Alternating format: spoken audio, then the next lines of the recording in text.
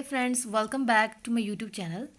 आज मैं आपको एक डिस्कस करने वाली हूँ that what is osmoregulation. वैसे ऑस्मो रेगुलेशन और एक्सक्रीशन दोनों ही इंपॉर्टेंट टॉपिक हैं, ऑस्मो रेगुलेशन एंड एक्सक्रीशन, लेकिन आज की वीडियो में हम सिर्फ ऑस्मो रेगुलेशन डिस्कस करेंगे। तो चलें जी, मुझे बता लेने दीजिए कि ऑस्मो रेगुलेशन बेसिकली होता क्या है।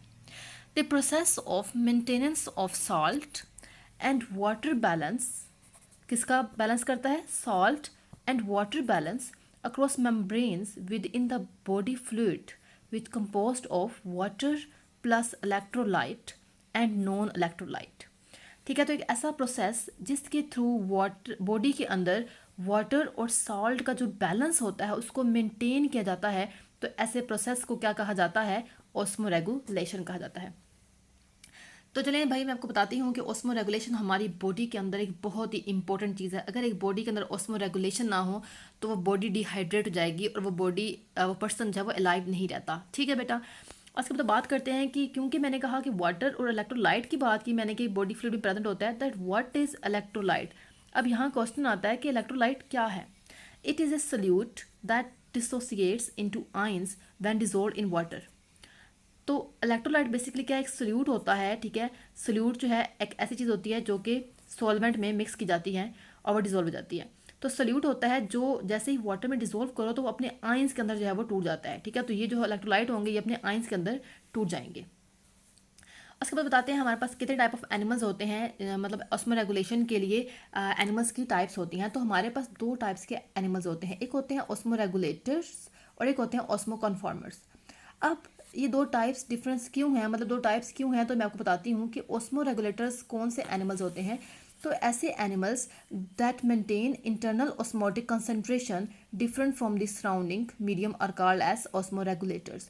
तो वो एनिमल्स जो जो ऑस्मोटिक कंसंट्रेशन होती है वो भी इंटरनल उनकी, उसको सराउंडिंग मीडियम के साथ उनकी जो है वो डिफरेंट होती है।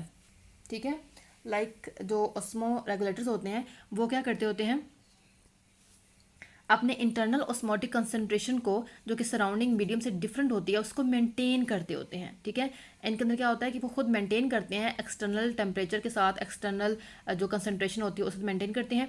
ऐसे एनिमल्स को हम हाइपोटोनिक एनिमल्स भी कहते हैं और हाइपरटोनिक भी। ऐसे एनिमल्स होते हैं या तो अपने इन्वायरमेंट के लिए हाइपरटोनिक होंगे या फिर वो हाइपरटोनिक होते हैं। ठीक हो गया, ये हाइपर और हाइपो क्या आता है मैं आपको बाद में बताऊंगी। उसके बाद बताते हैं कि एक तो हमने बात की कि ऑस्मो रेगुलेटर्स, अब हम बात करते हैं कि ऑस्मो कन्फॉर्मर्स कौन होते हैं। तो वो animals that change the osmotic concentration of body fluid according to that of surrounding medium is called as osmoconformer। आपने देखा होगा कि ऑस्मो रेगुलेटर्स वो थे जो अपना अंदर का जो इंटरनल टेम्परेचर है या इंटरनल ऑस्मोटिक कंसंट्रेशन होती है उसको बाहर वाले के साथ सिर्फ मेंटेन करते हैं। ऑस्मो रेगुलेटर्स जो हैं वो सिर्फ मेंटेन करते हैं और वो क्या करते हैं कि वो चेंज नहीं कर सकते। लेकिन जो ऑस्मो कन्फर्मर्स होते हैं वो अपना इंटरनल जो ऑस्मोटिक कंसंट्रेशन होती है उसको with that of external medium या सराउंडिंग के उसको क्या करते हैं, चेंज करते हैं और ये मेंटेन नहीं करते। ये चेंज करेंगे ऑस्मो कन्फर्मर्स। ठीक है, सी फॉर, आप याद रखें, सी फॉर कन्फर्मर्स और सी फॉर चेंज। और ऑस्मो रेगुलेटर्स जो हैं वो फिर क्या करेंगे, मेंटेन करेंगे। इस तरह से आपने याद रखना है कि अगर ऑस्मो कन्फॉर्मर्स की बात कर रहे हैं तो कन्फॉर्मर्स जो हैं सी से conformer and sea for change, इस तरह से आप इसको याद रख सकते हैं। और रेगुलेटर्स जो हैं वो रेगुलेशन से याद रखें, रेगुलेट का मतलब होता है मेंटेन करना। तो इस तरह से आप इन दो टर्म्स को जो है मिक्स किए बगैर जो है वो मेमोराइज कर सकते हैं। इसके बाद चलिए जी मैं आपको बताती हूँ यहाँ पर कि this are isotonic to the internal external environment. हमने कहा कि जो ऑस्मो हमारे पास कन्फर्मर्स होते हैं जो अपना इंटरनल ऑस्मोटिक कंसंट्रेशन जो होती है उसको with that of environment change कर सकते हैं। तो ये अपने इन्वायरमेंट के लिए क्या होते हैं, आइसोटोनिक होते हैं। जो ऊपर वाले थे वो ऑस्मो रेगुलेटर्स होते हैं वो क्या होते हैं, या तो वो हाइपरटोनिक थे, ठीक है, या फिर वो हाइपरटोनिक थे। ठीक है, लेकिन ये जो होते हैं आइसोटोनिक होते हैं। दिस इंक्लूड्स, इसमें आते कौन से हैं, तो ये आते हैं इसके अंदर मैरीन इन्वर्टिब्रेट्स, कुछ फ्रेश वाटर इन्वर्टिब्रेट्स भी जाते हैं और कुछ मैरीन इन्वर्टिब्रेट्स लाइक हैग फिश है, शार्क है या फिर रेस वगैरह भी आ जाती हैं। ठीक हो गया। अब बात करते हैं कि ऑस्मो रेगुलेटरी अडेप्टेशन, एनिमल्स के अंदर ऑस्मो रेगुलेटरी अडेप्टेशंस कौन सी होती हैं, ठीक है। तो हमने कहा था कि होती हैं कि नहीं होती हैं। तो ये जो अडेप्टेशंस होती हैं ये osmo regulators, almost all osmo regulators के अंदर प्रेजेंट होती हैं अडेप्टेशंस। और ये क्या होते हैं, जनरली अपने आउटर इन्वायरमेंट के लिए हाइपरटोनिक होते हैं। हमने कहा था कि कुछ वैसे जो हमने कहा हाइपरटोनिक भी होते हैं और हाइपोटोनिक भी होते हैं, लेकिन इसमें मोस्टली जो है वो हाइपरटोनिक होंगे और सिर्फ कुछ हैं जो वो क्या होंगे, हाइपोटोनिक होते हैं। These animals deal with these problems by producing large volume of diluted urine। जो एनिमल्स क्या करते हैं कि ये क्योंकि एसिटोनिक होते हैं इसलिए लार्ज वॉल्यूम जो है डाइल्यूटेड यूरिन का प्रोड्यूस करते होते हैं इस प्रॉब्लम को कोप अप करने के लिए। इनकी किडनी जो होती है वो सॉल्ट को एक्टिवली रीअब्जॉर्ब करती रहती है, इसलिए मतलब यूरिन ज़्यादा करने से क्या होता है कि आपका जो सॉल्ट है वो बॉडी से एलिमिनेट हो जाता है। लेकिन इनके अंदर ये भी एबिलिटी होती है कि इनकी जो किडनी होती है वो लार्जली क्या करती है कि एक्टिवली सॉल्ट को बॉडी के अंदर दोबारा से रीअब्जॉर्ब करती है। सो व्हाट इज़ आइनोसाइट्स, आइनोसाइट्स क्या होते हैं, तो इन एनिमल्स के पास कुछ क्या होता है कि animals also actively transport salt from the external dilute medium with the help of special salt cells called ionocytes. तो आइनोसाइट्स जो हैं बेसिकली ये स्पेशल सेल्स होते हैं इनकी बॉडी के अंदर जो क्या करते होते हैं कि एक्सटर्नल साइड से जो है एक्सटर्नल इन्वायरमेंट से एक्सटर्नल मीडियम से सॉल्ट को इन साइड जो है उसको ट्रांसपोर्ट करते हैं, ठीक है। आउट से इन जी क्या करते हैं कि सॉल्ट को ट्रांसपोर्ट करते हैं। अच्छा जी, ये आइनोसाइट्स प्रेजेंट किसके अंदर होता है, तो एम्फीबियन की स्किन में प्रेजेंट होते हैं, फिशेस की गिल्स में भी प्रेजेंट होते हैं। ये देखें डायग्राम आपको नज़र आ रही होगी कि फ्रेश वाटर जो है उस तरह से ये बॉडी में गिल्स के थ्रू जो है ऑस्मोसिस थ्रू एंटर कर रहा है, कुछ फूड के साथ जा रहा है अंदर, ठीक है। कुछ जो है ये देखा आइंस की अपटेक हो रही है स्किन से और इस तरह से जो है ये आपको नज़र आ रहा होगा, वेरी डाइल्यूट है, ठीक है। और यूरिन जो है उसके अंदर सॉल्ट वगैरह जो है वो एलिमिनेट भी कर रही है, तो इसको इसलिए लॉस नहीं हो रहा क्योंकि ये लॉस करने के साथ साथ जो है वो एब्जॉर्ब भी कर रही है सॉल्ट को। नेक्स्ट आ जाता है हमारे पास मैरीन एनिमल्स। तो मैरीन एनिमल्स में एग्जांपल देखेंगे हम टीलस की यानी बोनी फिशेस की। ये ऑस्मो रेगुलेटर्स होते हैं, ठीक है। ऑस्मो रेगुलेटर्स कौन होते हैं, जो अपना जो टेम्परेचर था ऑस्मोटिक कंसनट्रेशन जो होती है, ऑस्मोटिक कंसनट्रेशन जो है उसको क्या कर रहे हैं, ये मेंटेन करते हैं और चेंज नहीं कर सकते। हाँ, ये अपने एनवायरनमेंट के लिए क्या होते हैं, हाइपरटोनिक होते हैं। पहले हमने हाइपरटोनिक की बात का एडेप्टेशन की बात की थी, अब हम हाइपरटोनिक को डिस्कस करेंगे। तो ये फिशेज जो होती हैं इनके पास टेंडेंसी होती है कि वाटर को लॉस कर सकते हैं, अपनी बॉडी से निकाल सकते हैं अपने एनवायरनमेंट के अंदर, स्पेशली कब, जब through the Gill epithelium, Gill epithelium के थ्रू जो है ये अपनी बॉडी में से जो एक्सेस वाटर होता है या वाटर जो है उसको निकालते रहते हैं। अब हमने कहा था कि जो वाटर लॉस को रिप्लेस करने के लिए भी क्या करते हैं कि वाटर ज़्यादा ना लॉस हो जाए, तो इन फिशेस के पास क्या होता है कि ये इनके पास एबिलिटी होती है कि बहुत ज़्यादा वाटर जो है, लार्ज अमाउंट ऑफ वाटर को ड्रिंक करते हैं।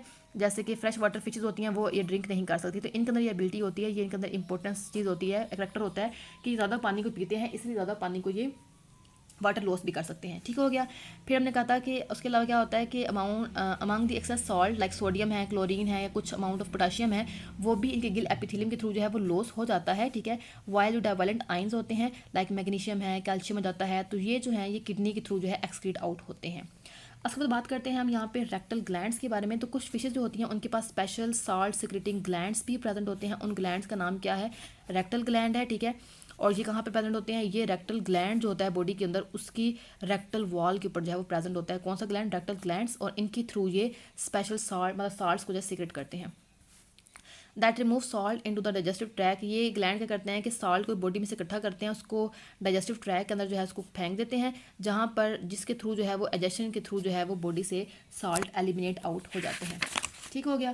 अब हम बात करते हैं कि शार्क के अंदर कैसे जो है वो ऑस्मो रेगुलेशन होती है। ऑस्मो रेगुलेशन शार्क यानी कि शार्क जो होती है वो भी ऑस्मो रेगुलेटर होती है, ये भी मेंटेन करती होती है ऑस्मोटिक कंसंट्रेशन को। तो शार्क के अंदर क्या देखा कि ब्लड कंपोजिशन जो होती है, शार्क बेसिकली कार्टिलेजिनस फिश है, तो क्या होता है शार्क हो गई या फिर रे हो गया, तो इन ये सब जो है ये जो है मतलब कार्टिलेज फिशेज होती हैं, तो उनके अंदर ऑस्मो रेगुलेशन कैसी होगी, तो ये ऑस्मोलैरिटी को जो है वो मेंटेन करते हैं by high level of urea and TMO in blood. अब TMO क्या होता है तो मैं आपको बताती हूँ। बेसिकली ये क्या होता है, ये शार्क क्या करती होती हैं, शार्क के जो ब्लड के अंदर इलेक्ट्रोलाइट्स की कंपोजिशन होती है वो जो है वो सी वाटर के अंदर प्रेजेंट जो मैमल्स मतलब ये फिशेज वगैरह होती है उनके सिमिलर नहीं होती, किसकी, इसकी ब्लड की इलेक्ट्रोलाइट की कंपोजिशन।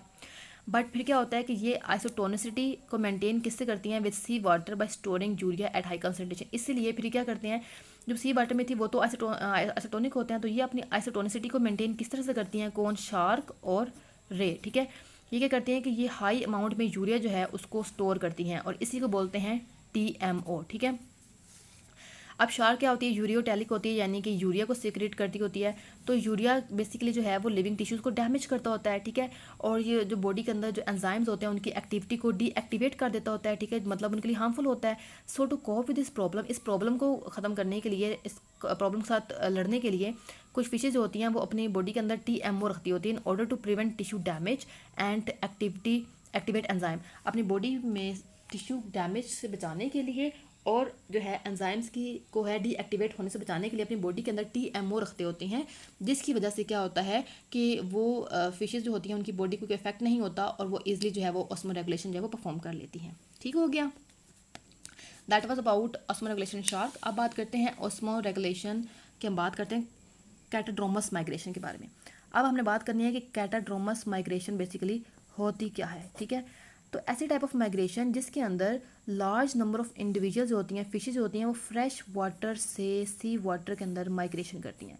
माइग्रेशन हो रही है कैटाड्रोमस, कैटाड्रोमस का मतलब है कि फ्रेश वाटर से सी वाटर के अंदर जो है जो माइग्रेशन होती है उसको बोलते हैं कि ये कैटाड्रोमस माइग्रेशन होती है।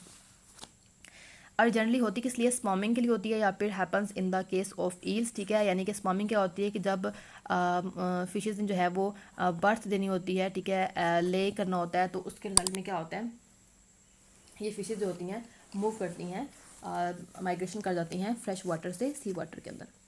अब एक कैटाड्रोमस थी, तो अब आती है एनाड्रोमस। सेकंड हमारे पास टाइप होती है माइग्रेशन की, दैट इज़ एनाड्रोमस।